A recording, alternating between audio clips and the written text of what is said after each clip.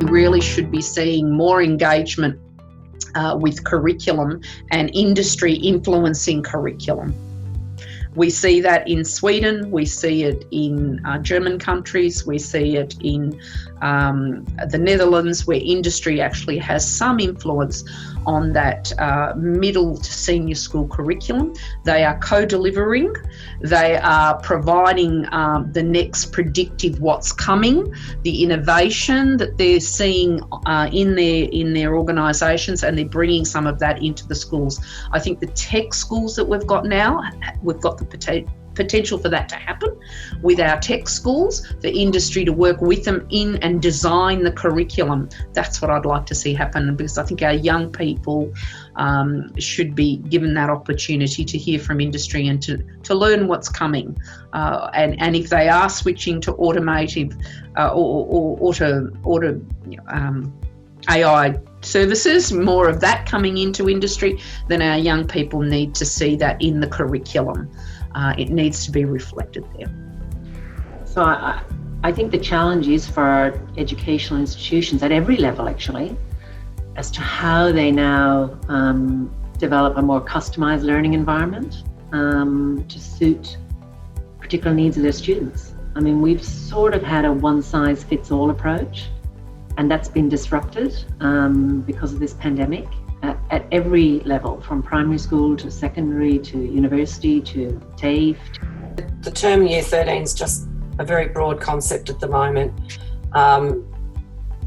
We're still developing the idea. I think the main thing is about, if you go back to the Shergold report and some of the things we know are going to be important.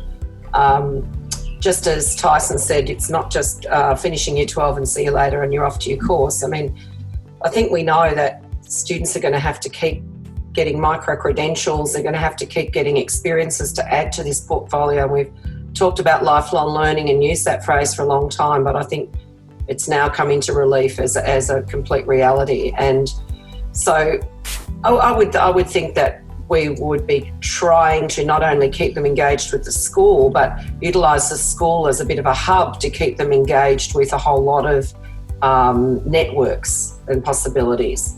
So I can't answer at this point whether it would include kids who go to university, but it might.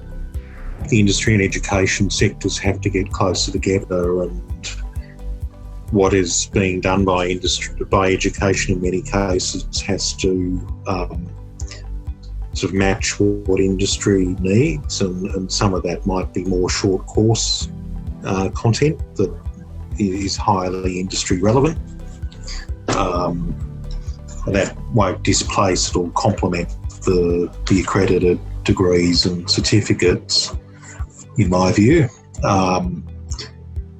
There has to be more things, I think, like student placements to speed the transition to industry for young people and give them those soft skills like communication, teamwork, resilience, etc., etc.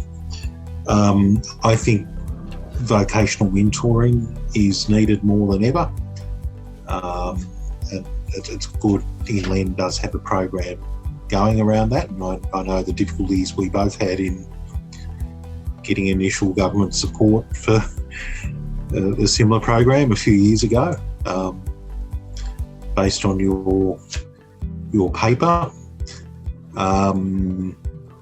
But that has to happen, I believe, on a mass scale rather than a boutique scale, because I think younger people do need that career guidance.